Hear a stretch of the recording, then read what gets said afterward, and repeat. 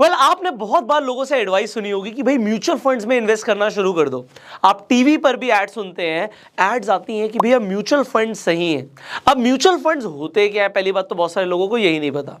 और जब ये भी समझ आ जाता है कि म्यूचुअल फंड्स क्या होते हैं, अगर आपको नहीं पता तो डेफिनेटली एक शॉर्ट में मैं आपको बताऊंगा म्यूचुअल फंड्स क्या होते हैं, पर एक थोड़ी सी नेक्स्ट लेवल की इंफॉर्मेशन जो होनी ज़रूरी है वो लोगों को नहीं होती है, जो कि आपको आज इस वीडियो में मिलने वाली है।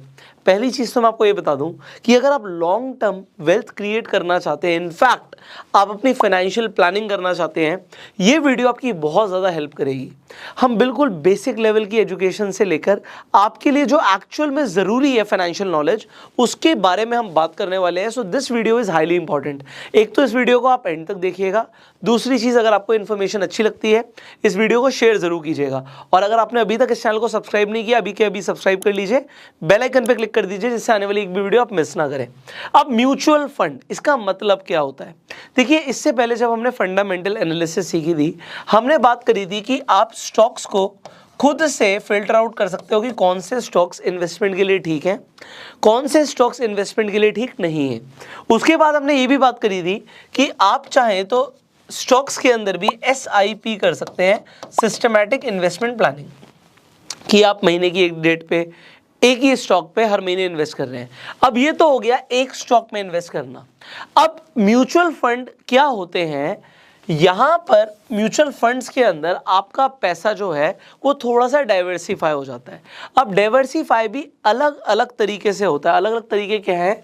एक तो डेट म्यूचुअल फंड्स होते हैं, आपने सुना होगा, एक इक्विटी म्यूचुअल फंड्स होते हैं, तीसरे तरीके के आपने सुना होगा हाइब्रिड म्यूचुअल फंड्स होते हैं। तो अब ये चीज़ें क्या है? What is debt, equity and hybrid? सबसे पहले एक बार मैं आपको इक्विटी समझा देता हूँ कि एक बार तो मैंने आपको बताया कि एक स्टॉक के अंदर आप SIP कर रहे हैं। दूसरा क्या है कि अगर मुझे मल्टीपल स्टॉक्स के अंदर अपनी इन्वेस्टमेंट करनी है, वो हो सकता है मेरी SIP हो सकता है वो मेरी लमसम हो। अब अगर आप कहते हैं कि मुझे इन्वेस्टमेंट करनी है स्टॉक्स के अंदर, तो आप स्टॉक्स के अंदर भी इन्वेस्टमेंट कर सकते हैं, और मल्टीपल स्टॉक्स के अंदर करनी है तो आप इक्विटी म्यूचुअल फंड्स को भी चूज कर सकते हैं। अब इक्विटी म्यूचुअल फंड्स के भी कई सारे पार्ट होते हैं। आप ये टर्म्स जनरली सुनेंगे, नहीं सुनी तो भी एक एक करके सबको मैं एक्सप्लेन करने वाला हूं कि भैया एक लार्ज कैप फंड्स होते हैं, एक मिड कैप फंड्स होते हैं, एक स्मॉल कैप फंड्स होते हैं, एक आपका मल्टी कैप फंड्स होते हैं, एक आपका फ्लेक्सी कैप फंड्स होते हैं। अब लोग कंफ्यूज बहुत होते हैं, पर मैं आपको बहुत ही आसान लैंग्वेज में एक एक करके सबको समझाने वाला हूं। इनफैक्ट ये डेट और हाइब्रिड क्या होता है ये भी मैं आपको बताऊंगा।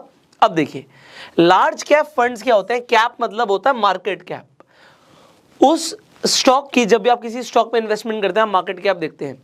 अब मैंने आपको एग्जाम्पल के लिए बताया था, इंडिया के अंदर दो इंडेक्स हैं, NSE BSE। NSE की टॉप 50 कंपनी से मिलकर बना है निफ्टी। तो निफ्टी के अंदर जो टॉप 50 कंपनीज हैं वो किस बेसिस पर है? जिनका मार्केट कैप सबसे ऊपर है। अब लार्ज कैप कंपनीज बेसिकली कौन सी कंपनीज हो गई? आप कह सकते हो सिंपली वो कंपनीज हो गई इंडिया की top 100 companies by their market cap. तो अब बहुत सारे लोग बोलेंगे कि भैया हमें लार्ज कैप फंड में इन्वेस्ट करना है। अब अगर कोई म्यूचुअल फंड, अभी म्यूचुअल फंड क्या होता है? अभी ये आपको समझ आ गया, मल्टीपल जगह पे इन्वेस्टमेंट हो रही है, पर इसके अंदर इन्वेस्टमेंट किस तरीके से होती है? आप किसी स्टॉक को डायरेक्टली पैसा नहीं दे रहे। अब आप क्या करते हो, यहाँ पर एक कंपनी होती है जिसे हम AMC बोलते हैं, एसेट मैनेजमेंट कंपनी। सिंपल सी AMC का मतलब ये होता है, और ये अपना एक फंड शुरू करती है जिसे हम म्यूचुअल फंड बोलते हैं। अब इस फंड का एक मैनेजर होता है जो कि एक पढ़ा लिखा इंसान होता है, और उनका एक अच्छा खासा एक्सपीरियंस और ट्रैक रिकॉर्ड होता है, और इनके पास एक अच्छी टीम भी होती है। अब इस कंपनी की पहले आपको ये समझना ज़रूरी है, आपकी कमाई तो बाद में होगी, पहले आपको ये समझना है इस AMC की कमाई कैसे होती है। हर कंपनी, आप बड़ी बड़ी कंपनीज की बात कर लीजिए, आप SBI की बात कर लीजिए, आप कोटक की बात कर लीजिए, आप ICICI की बात कर लीजिए, आप क्वांट की बात कर लीजिए, ऐसी मार्केट में बहुत सारी कंपनीज हैं जो अपनी अलग अलग म्यूचुअल फंड्स रन कर रही हैं। अब जो AMC है वो कमाती कब है? जब कोई उसके फंड के अंदर पैसा डालता है। अब आप भी किसी म्यूचुअल फंड में पैसा लगाएंगे तो आप क्यों लगाएंगे, ये इंपॉर्टेंट है। और आप जब पैसा लगाएंगे इस AMC को क्या मिलना है, ये AMC 0% से लेकर, 0 तो कोई नहीं करता बट एक एग्जांपल की बात है, 0% से लेकर 2% की फीस चार्ज करती है। अब ये फीस का क्या मतलब है, इसका मतलब ये है अब अगर आपने किसी AMC को 1 लाख रुपया दिया तो अगर किसी ने 2% काट लिए तो इन्वेस्टमेंट कितने की हुई, 98,000 की हुई, और ये 2,000 रुपये किसके हो गए, ये AMC के हो गए। अब आप अकेले तो हो नहीं जिसने 1 लाख रुपए लगाया होगा, मान लेते हैं उस AMC के पास ऐसे 10,000 लोग हैं, तो आप उसकी कमाई समझ सकते हैं 10,000 इंटू 2,000, क्योंकि इन फंड मैनेजर्स की सैलरी निकलनी है, AMC को भी कमाना है, तो उनका मेन पर्पस क्या है कि आपको रिटर्न तो देंगे जो देंगे, बट उन्हें आपसे ये फीस चार्ज करनी होती है। अब 2% बहुत हायर साइड पे है, आप ज़्यादातर केस में देखोगे 1% के आसपास की फीस चल रही है, तो 1% से कम हो सकता है अच्छी हो, कभी कभी ये ज़्यादा भी ठीक हो सकती है। इसके ऊपर हम डेफिनेटली अभी बात करने वाले हैं, एनालिसिस करने वाले हैं, पर आपको ये समझना ज़रूरी था कि जब आप म्यूचुअल फंड में इन्वेस्टमेंट करते हो, आप AMC को पैसा देते हो, और AMC को जब आप पैसा देते हो तो आपका एक म्यूचुअल फंड के अंदर पैसा लगता है जो कि एक म्यूचुअल फंड मैनेजर से संभाल रहा है, देख रहा है। अब क्योंकि ये एक्सपीरियंस लोग होते हैं, इन्हें पता है कि पैसा कहाँ लगाना है। अब जब हम लार्ज कैप की बात कर रहे हैं, देखिए इंडिया के अंदर सेबी है, एमफी है, तो ये बड़ी बड़ी ऑर्गेनाइजेशंस हैं जो कि कंट्रोल करती हैं कि आपका पैसा खराब ना हो, आपके साथ कोई धोखाधड़ी ना हो, बट फिर भी आपको अपना दिमाग लगाना है। अब अपना दिमाग आप कैसे लगाओगे, उसके लिए आप ये वीडियो डेफिनेटली देख रहे हो। आपको आज ये क्लैरिटी मिल जाएगी कि आपको अपने गोल के हिसाब से कहाँ पर इन्वेस्टमेंट करना है म्यूचुअल फंड के अंदर।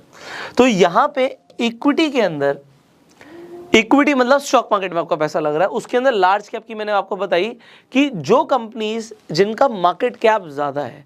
अब क्योंकि अगर एक फंड आपको स्टार्टिंग में, जैसे स्टॉक मार्केट में कोई स्टॉक लिस्ट होता है तो वो अपना IPO करते हैं, इनिशियल पब्लिक ऑफरिंग, इसी तरीके से NFO होता है म्यूचुअल फंड के केस में, जिसे हम बोलते हैं न्यू फंड ऑफरिंग। सो कोई भी नया फंड आएगा तो वो अपनी न्यू फंड की ऑफरिंग देगा, बट यहाँ पर थोड़ा सा ना अलग है सिस्टम अलग क्या है, जब भी कोई म्यूचुअल फंड आता है तो यहाँ पे म्यूचुअल फंड किस तरीके से काम करता है, जब आप और बहुत सारे लोग म्यूचुअल फंड को पैसा दे देते हैं, AMC को पैसा दे देते हैं, वो आपके बिहाफ पे इन्वेस्टमेंट करते हैं और वो आपको अपने फंड की कुछ यूनिट्स दे देते हैं जिन्हें हम NAV बोलते हैं।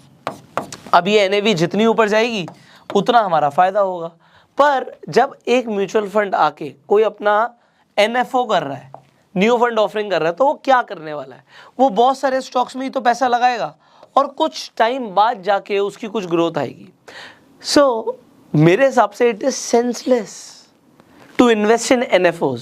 आपको बहुत सारे म्यूचुअल फंड डिस्ट्रीब्यूटर्स आगे गाइड करेंगे कि भैया NFO में पैसा लगा दो, NFO आ रहा है, NFO आ रहा है, बट उससे होगा क्या, आज आपको जो भी यूनिट्स अलॉट होने वाले हैं कितना % ग्रोथ आ जाएगी उसमें, तो अभी उस फंड को परफॉर्म तो करने दो, जब तक तो कुछ बहुत ही ज़बरदस्त नहीं है। मैं नहीं कह रहा हर बार NFO में इन्वेस्ट करना गलत है, पर ज़्यादातर टाइम इट इज सेंसलेस, क्योंकि आप ऑलरेडी कोई अच्छा म्यूचुअल फंड मार्केट में चल रहा है, उसका ट्रैक रिकॉर्ड देखकर, बहुत सारी और चीज़ें देखकर भी उसमें इन्वेस्ट कर सकते हो।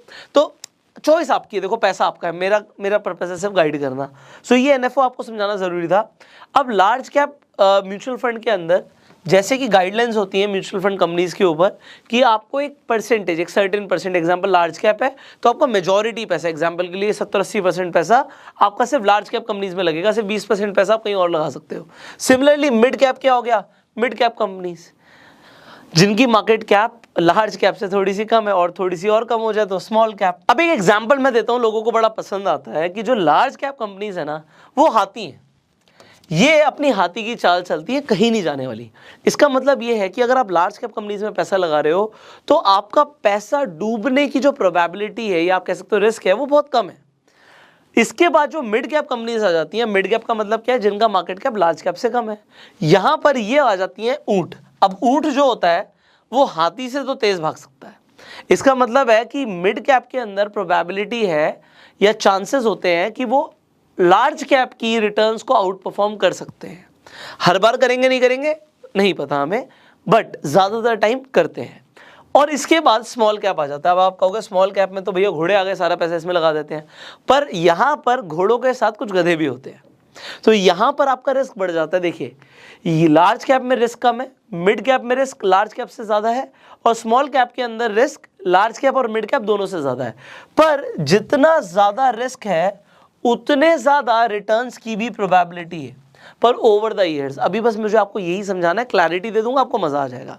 और मैं आपको ये भी बता देता हूं, वैसे तो आपको लार्ज कैप कंपनीज के अंदर पैसा लगाने की जरूरत नहीं है जब तक एक्सपेंस रेशियो बहुत कम ना हो। अभी मैं इसके बारे में बताऊंगा आपको, थोड़ा सा टाइम जरूर लूंगा, पर कंसेप्ट ऐसे क्लियर होने चाहिए ना कि क्रिस्टल क्लियर। किसी और से भी आप बात करो ना तो सामने वाले को लगे यार किसी एक्सपर्ट से बात कर रहा हूं, क्योंकि आपको जो नॉलेज मिल रही है ना, ज्यादातर लोग जो म्यूचुअल फंड में इन्वेस्ट करते भी हैं उन्हें भी नहीं पता होता है सब कुछ। तो आपको पता लगेगा, आपकी नॉलेज बढ़ेगी और आप डेफिनेटली अपने कुछ पैसे बचा पाएंगे। और वो कुछ पैसे आज बचाने से, कंपाउंडिंग की गेम आप समझते हैं, तो कंपाउंडिंग ओवर द इयर्स वो कुछ पैसे करोड़ों रुपए का डिफरेंस क्रिएट कर देती है। वो भी मैं आपको दिखाने वाला हूँ। सो यहाँ पे मैंने आपको बोला लार्ज कैप में बेसिकली आपको इन्वेस्ट करने की बहुत ज़्यादा ज़रूरत नहीं है, उससे भी बेटर ऑप्शन हमारे पास है। अब वो क्या होता है ये भी मैं आपको बताऊंगा। तो थोड़ी सी वीडियो है लेंदी, बट आपको समझना ज़रूरी है। अब इसके बाद ये मल्टी कैप क्या है? मल्टी कैप का मतलब होता है कि कंपनीज लार्ज कैप में भी इन्वेस्ट करेगी, मिड कैप में भी करेगी, स्मॉल कैप में भी करेगी, पर यहाँ पे गाइडलाइंस होती हैं। जो मल्टी कैप कंपनी है उसे बताना पड़ेगा कि कितना पैसा कहाँ, कितना पैसा लार्ज कैप में, कितना पैसा मिड कैप में, कितना पैसा स्मॉल कैप में। और फिर आ जाती है फ्लेक्सी कैप कंपनीज कि उन्हें बताने की जरूरत नहीं है, उनको लगेगा कि कोई स्मॉल कैप कंपनी बहुत अच्छा कर रही है तो पैसा ज़्यादा उसमें लगा दिया, फिर बाद में उन्होंने लार्ज कैप में लगा दिया। तो यहाँ पे वो बहुत ईजिली शफल कर सकते हैं। सो ये एक बेसिक अंडरस्टैंडिंग थी जो आपको होनी ज़रूरी है। इसके बाद इंपॉर्टेंट चीज़ें, अब डेट फंड्स क्या होते हैं? डेट फंड्स बेसिकली सेफ होते हैं इन, अगर आप कंपेयर करेंगे in comparison to equity funds, क्योंकि इक्विटी के अंदर आपका पैसा स्टॉक मार्केट में लग रहा है डायरेक्टली, थोड़ा सा रिस्क बढ़ जाता है, क्योंकि स्टॉक मार्केट में कुछ भी हो सकता है। क्रैश आ गया, हो सकता है आपको दिखे यार रिटर्न्स तो बहुत अच्छी नहीं आ रही हैं, बट जब मार्केट बूम करती है तो बहुत अच्छी रिटर्न्स भी आती हैं।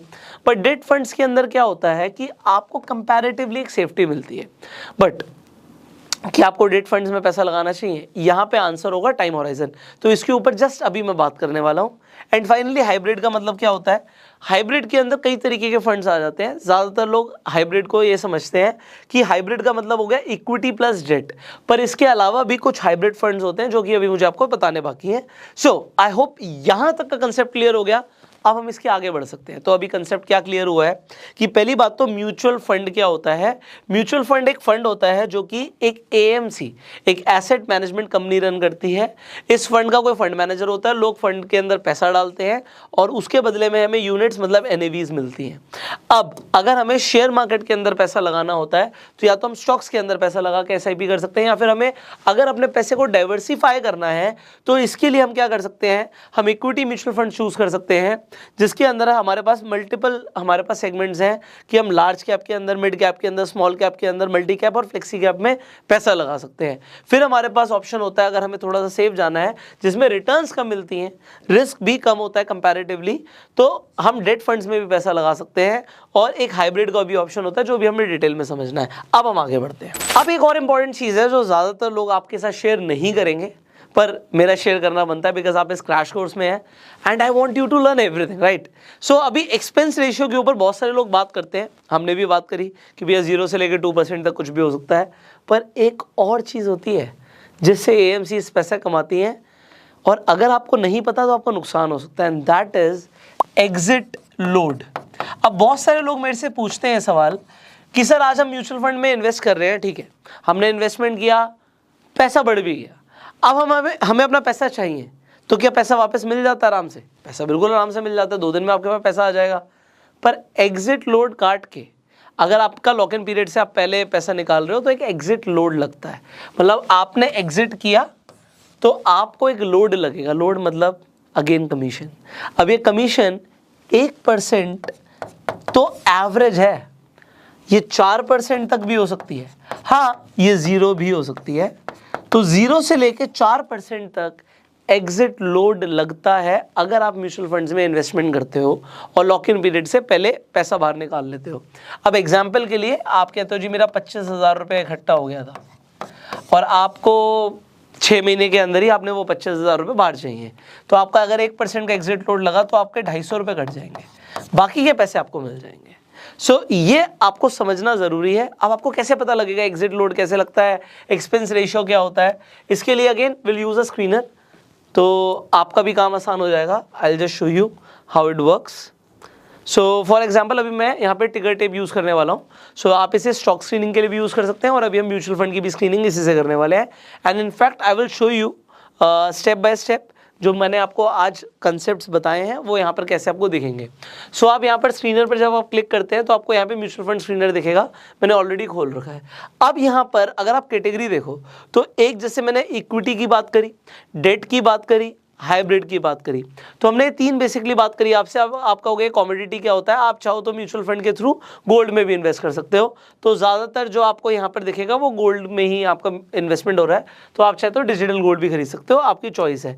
एंड अदर्स के अंदर फिर वो आ जाता है चिल्ड्रन, मैरिज और ये अलग अलग ब्ला ब्ला ब्ला, इसकी हम खुद ही अपने आप से प्लानिंग कर सकते हैं, तो उसकी ज़रूरत नहीं है। सो जिन चीज़ों की ज़रूरत है उसके ऊपर पहले बात कर लेते हैं। अब मैंने बोला था आपको पता कैसे लगेगा। सो एग्जाम्पल के लिए आप इंटरेस्टेड है इक्विटी के अंदर, आप इक्विटी के अंदर इंटरेस्टेड हैं और आप कहते हैं जी मैं ना, इसमें बहुत सारी चीज़ें होती हैं, कॉन्ट्रा फंड्स होते हैं, लार्ज कैप होते हैं, इंडेक्स फंड्स होते हैं, तो इसके ऊपर भी हमें बात करनी है। अभी एग्जाम्पल के लिए आप कहते हो जी मैं large cap and mid cap दोनों को सिलेक्ट कर लेता हूँ। सो यहाँ पर ऐसे फंड्स आ गए जो लार्ज और मिड दोनों में पैसा लगाते हैं। ओके, तो अब आपने देखा यहाँ पे तो बहुत सारे हैं, कैनरा का है, कोटक का है, एक्सिस का है, एसबीआई का है। अब यहाँ पर आपको AUM भी दिख रहा है। AUM का मतलब होता है एसेट अंडर मैनेजमेंट, कि कितना पैसा ये लोग अभी संभाल रहे हैं, ठीक है, कितना पैसा ये फंड के अंदर लगा हुआ है, सिंपली मतलब ये है। इसके बाद CAGR, compounded annual growth rate क्या है, तो ये हमें बताता है कि कितने % रिटर्न इसने दिया है ईयर ऑन ईयर। तो 3 साल का आपको एग्जाम्पल के लिए कोटक के केस में 21% का दिख रहा है। अब यहाँ पे एक्सपेंस रेशियो 0.59 का है, तो 1% से कम, मैं कहूँगा अभी इसके ऊपर हम डिस्कशन करेंगे, तो 1% से ऊपर भी ठीक हो सकता है, 1% से कम तो जनरली ठीक ही है। अगर ये 0.59 है तो इट इज़ अ डिसेंट। अब इसके बाद आप देखिए जो इम्पॉर्टेंट चीज़ आएगी, मैं यहाँ पे ऐड फिल्टर करूँगा और मुझे चाहिए एक second, we want exit load, हमें चाहिए, मैं सर्च कर लेता हूँ एग्जिट लोड। ओके, सो जो एग्जिट लोड की मैं बात कर रहा था, यहाँ पर एग्जिट लोड आ गया। अब आपको एग्जिट लोड देखना ज़रूरी है कि अगर आप किसी फंड में एंट्री कर रहे हो, डेफिनेटली हॉराइजन तो अभी हम बात करेंगे, बट यहाँ पर आप देखिए, आपने एग्जांपल के लिए कोटक इक्विटी फंड के अंदर पैसा लगा दिया, एग्जिट लोड 1% का। अब आप एक फंड देखते हो जो कि SBI का है, large and mid cap fund, जिसके अंदर एग्जिट लोड सिर्फ 0.10 है, तो यहाँ पर आपको एग्जिट लोड कम लग रहा है, एक्सपेंस रेशियो इसका ज़्यादा है, तो मतलब कंपनी ने तो कमाना है, उसने यहाँ से कमाना हो, वहाँ से कमाना हो, तो ये भी देखना ज़रूरी है। अच्छा, एग्जिट लोड आपको दिमाग में तब लाने की ज़रूरत नहीं है अगर आपका हॉराइजन लॉन्ग टर्म का है, तो फिर ये एग्जिट लोड आपको ज़्यादा परेशान नहीं करेगा, क्योंकि आपका जो भी लॉक इन पीरियड होगा उससे ऊपर आपकी इन्वेस्टमेंट होगी, तो ठीक है। तो ये एक बेसिक चीज़ थी जो मुझे आपको दिखानी ज़रूरी थी कि एग्जिट लोड भी लगता है। और अगर आपको भरोसा नहीं हो रहा मेरी बात पर, तो मैं यहाँ पर आपको दिखाता हूँ। एग्जाम्पल के लिए मैं अभी इक्विटी सेलेक्ट कर लेता हूँ और एग्जिट लोड आप देखिए। So there are companies which charge about 2% on exit load, and if I select even further, तो एग्जिट लोड 4% का भी होता है, तो 4% का एग्जिट लोड लगेगा। एक्सपेंस रेशियो 1.28, तो कंपनीज तो कमा ही रही हैं, फिर वो रिटर्न भी जो भी आपको प्रोड्यूस करके दे रही हैं वो आप देख सकते हो। सो ये देखना ज़रूरी है, इसके लिए मैंने बोला आप स्क्रीनर को यूज़ कर सकते हैं। अब हमें समझना था, यहाँ पे बहुत सारे हैं तो कंफ्यूज नहीं होना, जो चीज़ें बताई आपको वो इंपॉर्टेंट है। एक इंडेक्स फंड्स बताने आपको ज़रूरी हैं। हमने एक थोड़ा सा आपको हाइब्रिड भी दिखाना था कि what is this hybrid all about, ये हाइब्रिड क्या होता है। तो हाइब्रिड के अंदर आपको जैसे यहाँ पर दिख रहा होगा कि आपको आर्बिट्राज फंड्स मिलते हैं। आर्बिट्राज बेसिकली क्या होता है कि हम ना प्राइस डिफरेंस का फ़ायदा उठाते हैं। अब ये प्राइस डिफरेंस का फ़ायदा क्या है, एग्जाम्पल के लिए आप रिलायंस का शेयर देखते हो, NSE पर भी है, BSE पर भी है, बट NSE और BSE पर आपको कभी दिखेगा यार 50 पैसे का फर्क आ रहा है, सिर्फ 50 पैसे का, तो आपके लिए वो 50 पैसे ज़्यादा नहीं है, बट जब हज़ारों करोड़ से ट्रांजेक्शन हो रही हैं तो वो 50 पैसे से भी लाखों करोड़ों रुपए कमाए जाते हैं। तो ये आर्बिट्राज का मतलब ये होता है। मल्टी एसेट एलोकेशन का मतलब होता है कि हम एक जगह पैसा नहीं लगा रहे, मल्टीपल एसेट्स के अंदर लगा रहे हैं, कैपिटल प्रोटेक्शन ये सब बेकार है। तो मैं इसके ऊपर ज़्यादा चर्चा क्यों नहीं कर रहा, क्योंकि आपको हाइब्रिड में पैसा नहीं लगाना है। तो मेरा मुद्दा ये था। अब करना क्या है, कैसे करना है, उसके ऊपर हम बात कर लेते हैं। What you have to do. So सबसे पहले आपको यहाँ पर समझना पड़ेगा भाई, पहली बात तो आप जब भी इन्वेस्ट करेंगे सबसे पहले आपको अपने आप से सवाल पूछना है कि मैं कितने टाइम के लिए इन्वेस्ट करना चाह रहा हूँ। अगर आपको टाइम होराइजन क्लियर नहीं है then that is a problem, क्योंकि आपको क्लियरली ये पता होना चाहिए कि कितने टाइम के लिए। वो आप अपना गोल देख के डिसाइड कर सकते हो कि क्या आप किस पर्पस के लिए म्यूचुअल फंड में पैसा लगा रहे हो सकता है वो आपका गोल हो आपकी खुद की शादी करना, हो सकता है वो गाड़ी खरीदना हो सकता है अपने बच्चों की शादी करना हो सकता है घर के लिए पैसे जोड़ना हो सकता है वो बच्चों की एजुकेशन हो। So it can be anything. अब उसके हिसाब से, आपके गोल के हिसाब से, आप मान लीजिए आप कहते हैं आपके बच्चों की शादी के लिए, so you have a big horizon, probably let's say 20 years 25 years, तो ये बड़ा होराइजन हो गया। आप कहते हैं मेरा गोल है मेरा रिटायरमेंट, तो आपको क्या रिटायर तो यार मैं 30 साल के बाद होऊंगा, तो आपका गोल 30 साल हो गया। यहाँ पे गोल के अकॉर्डिंग टाइम डिसाइड करना बहुत जरूरी है। आप कहते हैं यार 5 साल के अंदर मुझे कम से कम 1 करोड़ रुपया चाहिए, ओके, तो आपका जो टाइम है वो 5 साल हो गया। उस 1 करोड़ रुपए का आप क्या करोगे ये डिपेंड करता है। तो आप कह सकते हो मुझे घर के लिए लगाना है या whatever it can be. So ये आपका टाइम ड्यूरेशन आपको पता होना जरूरी है। क्यों? क्योंकि टाइम से बहुत कुछ बदल जाता है मेरे भाई। ये वक्त जो है ना, ये कंपाउंडिंग के लिए सबसे बड़ी चीज़ है। इसके बाद आता है रिटर्न्स। तो लोग रिटर्न्स की बहुत बात करते हैं कि कितना रिटर्न्स मिलेंगे। मैं कहता हूँ कितने टाइम के लिए पैसा लगाओगे। तो आप जितने टाइम के लिए इन्वेस्ट करने वाले हो उससे बहुत बड़ा फर्क पड़ने वाला है। एंड फाइनली हमें रिस्क तो देखना ही है।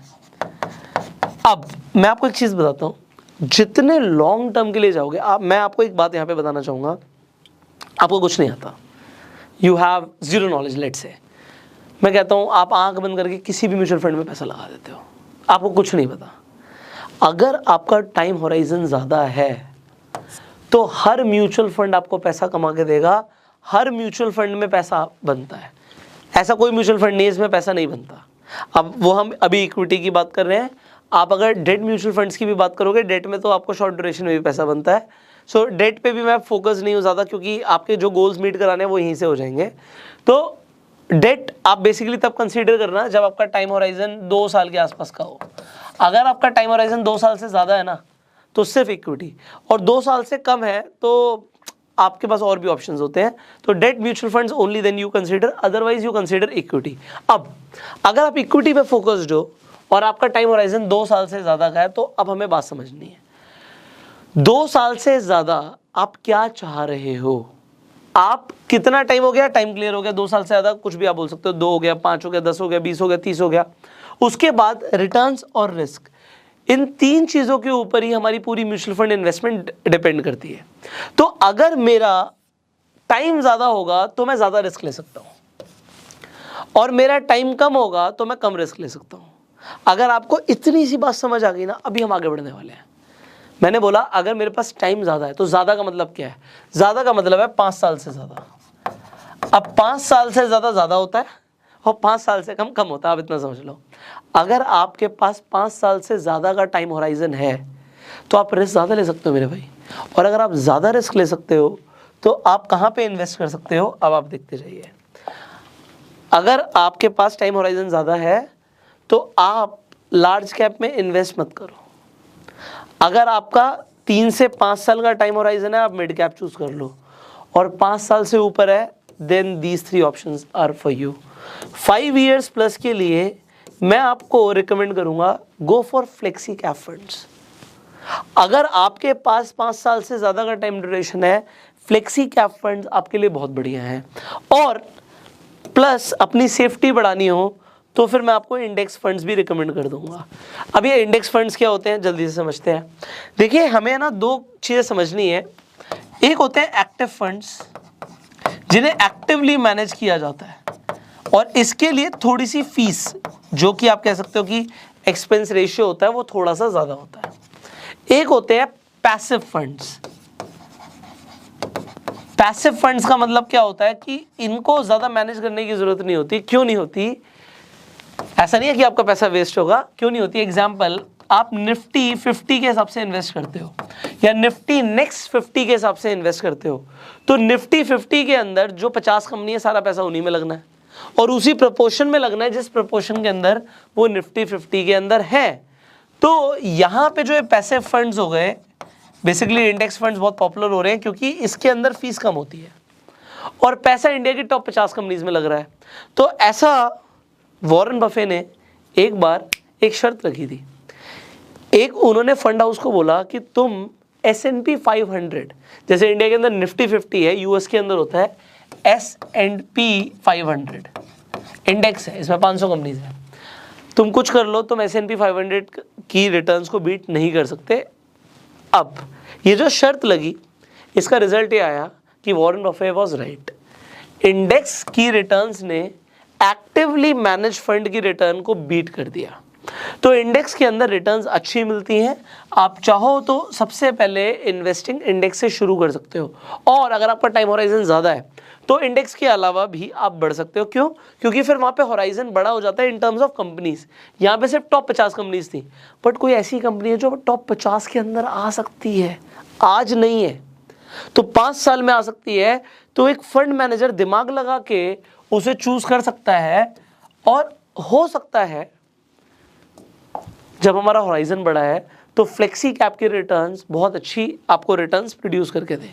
तो अब आपको ये चीज़ समझ आ गई। अब लार्ज कैप में मैंने मना किया था। क्यों मना किया था? क्योंकि भैया अगर मुझे लार्ज कैप में ही इन्वेस्ट करना है तो मैं इंडेक्स में करूँगा ना।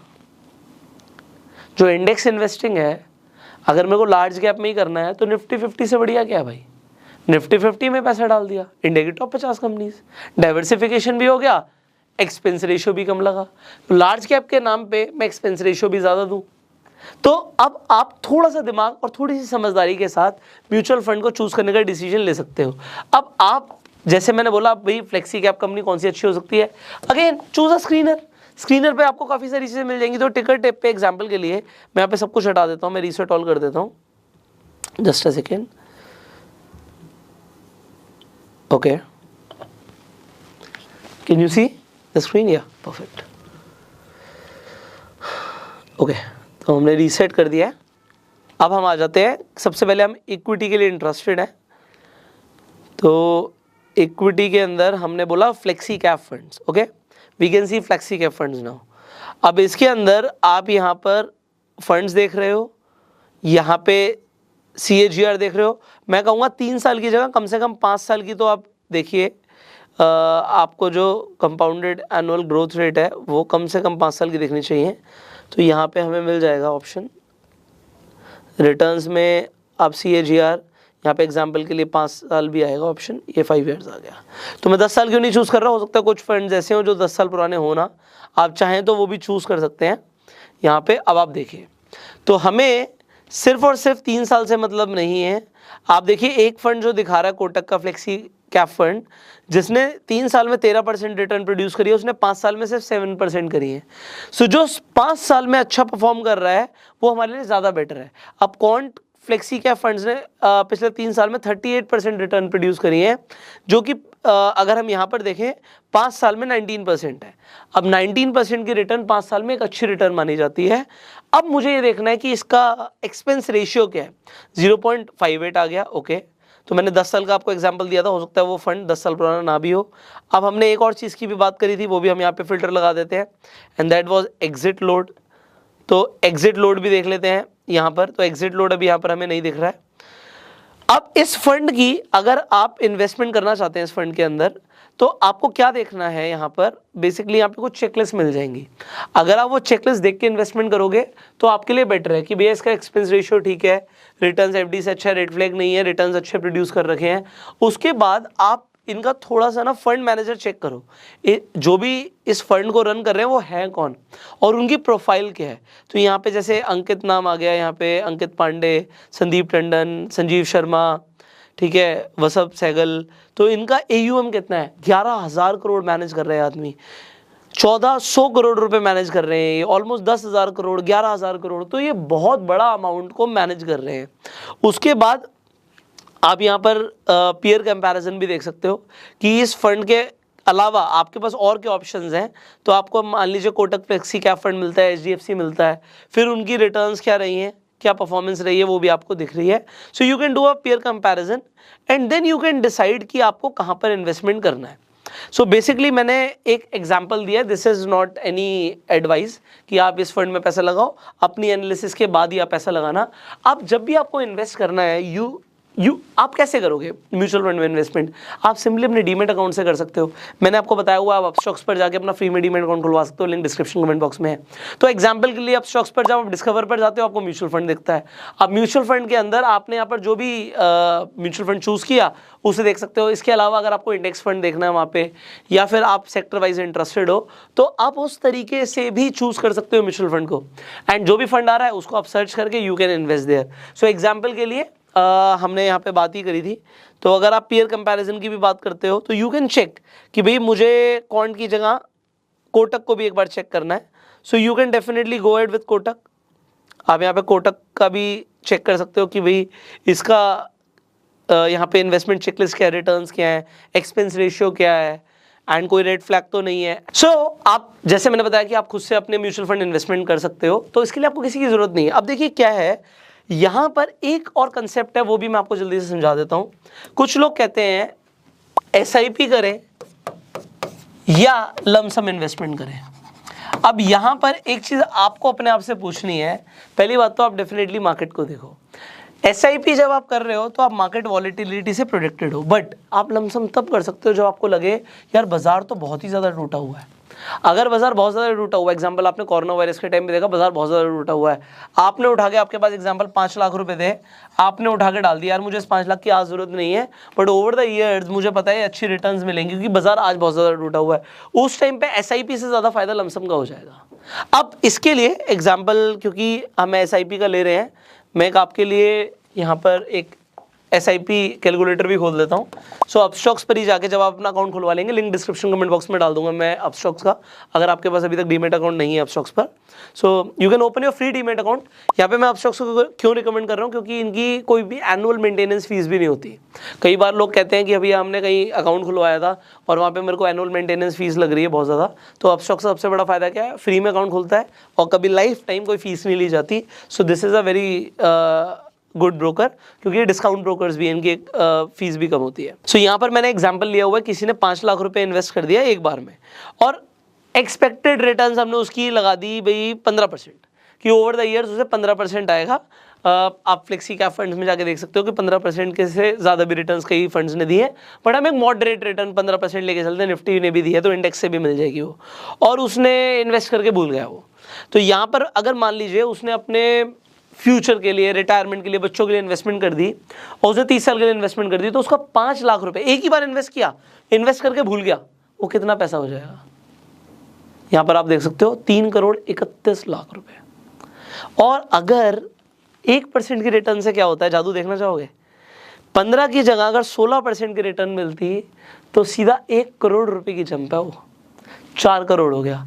और यहां पर अगर आपकी सिलेक्शन अच्छी है और 18% की रिटर्न अगर आपको मिल गई CAGR, तो कंपाउंडिंग का जादू ये है कि 5,07 करोड़ रुपए हो सकते हैं। सो मार्केट अगर बहुत ज़्यादा आपको गिरती हुई दिखती है, you can go for lump sum. And अगर आपको लगता नहीं यार हर महीने मेरी सैलरी आती है और मैं एक एग्जाम्पल के लिए कोई भी अमाउंट, आप कहते हो जी मैं 5,000 रुपये हर महीने इन्वेस्ट कर सकता हूँ, अब वो 500 भी हो सकता है, मैं 500 का भी दिखाऊंगा आपको, तो जादू ये दिखेगा कि 500 रुपये भी हर महीने इन्वेस्ट करके अगर आपको 18% की रिटर्न मिल गई, आपने एग्रेसिवली इन्वेस्ट कर रहे हो, आपने स्मॉल कैप फंड्स में इन्वेस्ट किया, 18% से ज़्यादा भी मिल सकती है, मैं आपको दिखा सकता हूँ अभी। तो यहाँ पे 71 लाख रुपीज़ होता है वो। तो 500 रुपया जो आज की डेट में आपको लगता है अरे क्या ही है, एक बर्गर पिज़्ज़ा में निकल गया, वो 71 लाख रुपीज़ बन सकता है अगर आज से आप ये डिसीजन लो इन्वेस्ट करने का। And if you are thinking about a future, see if you actively invest in an SIP, example के लिए 5,000 रुपये, तो वो अगेन 7 करोड़ की रकम है।